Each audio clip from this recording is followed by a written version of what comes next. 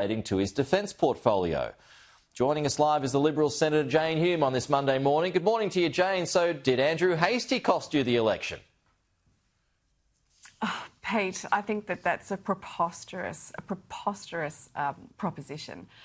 First of all, can I say that it's very disappointing to see that what is a confidential submission to a review has somehow become public.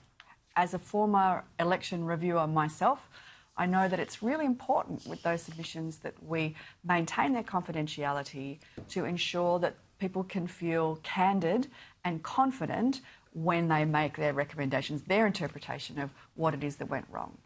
The most important thing, though, is that it was never one person or one issue that was a problem at the 2025 election for the coalition. This is not Peter Dutton coming out and saying anything. This is two people that have apparently seen his submission to the review that are passing judgment on it. We haven't seen direct quotes.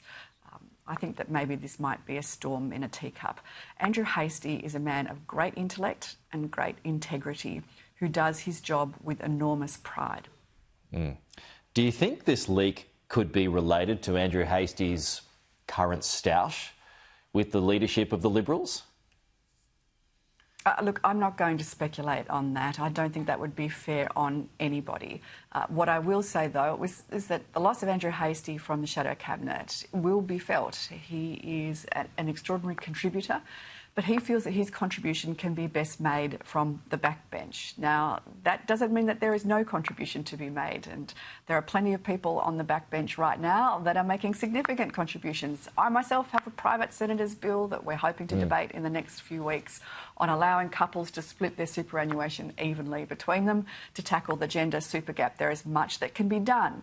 Most importantly, though, after the last election, we are a depleted team, a much smaller team, and that means that everybody, front bench or back bench, have to stump up and do what's right. The most important thing we can do right now is listen to the Australian people, because as we've seen from today's news polls, and you know I don't comment on news poll results, Pete, but as we've seen from today's news poll, is when Australians feel like the coalition aren't listening to them, aren't listening to their concerns, they will simply take their vote elsewhere. So you might be bleeding votes to One Nation now. So does that mean you need to harden up your language when it comes to immigration and net zero, which is actually what Andrew Hastie is doing?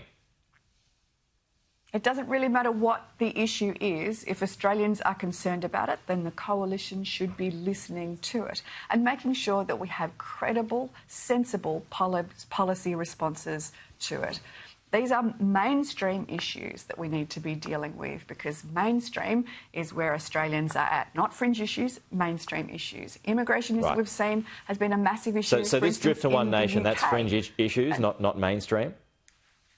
That's not what I said at all. In fact, immigration is a serious issue. 1 million people were brought into this country by the Labor government over a period of 2 years. That put immense pressure on our infrastructure, pressure on our housing, pressure on our energy grid, and for that, and particularly pressure on our health system and hospitals.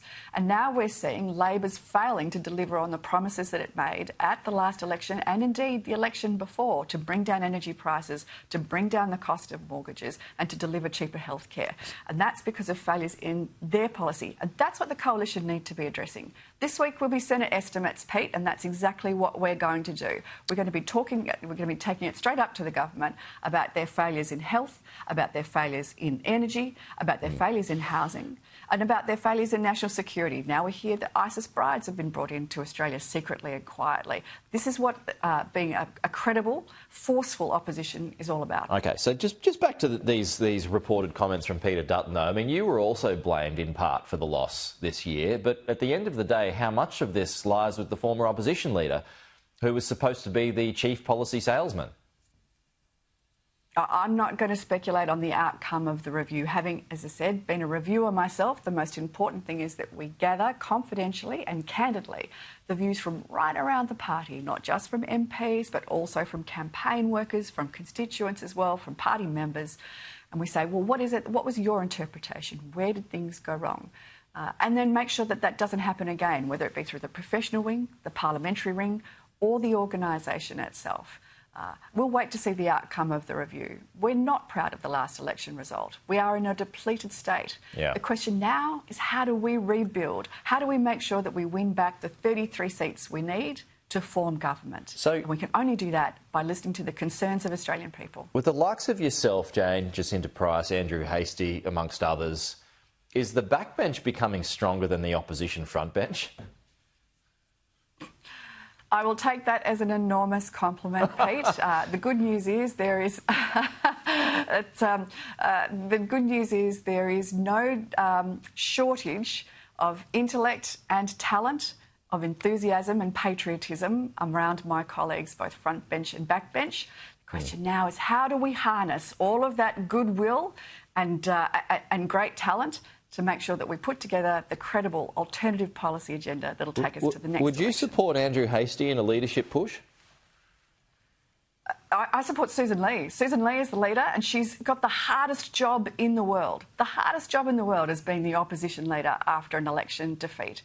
And she's trying to pull together now to make sure that she's got the right team in place and that she's got the right policies in place to make sure that at the next election, Australians can see that we are not just a credible opposition, but we're a genuine alternative government. Are you expecting a leadership challenge before the next election?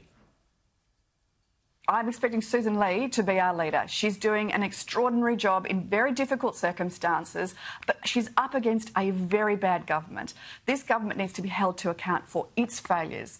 The more that the coalition talks about itself, rather than the government and the government's failures, well, then we lose. The most important thing now is that we prosecute the case against this bad government. That's what the coalition will be doing this week in Senate estimates. That's where we really take the fight up. All right. Jane Hume, good to see you, as always, on a Monday morning. We'll talk to you again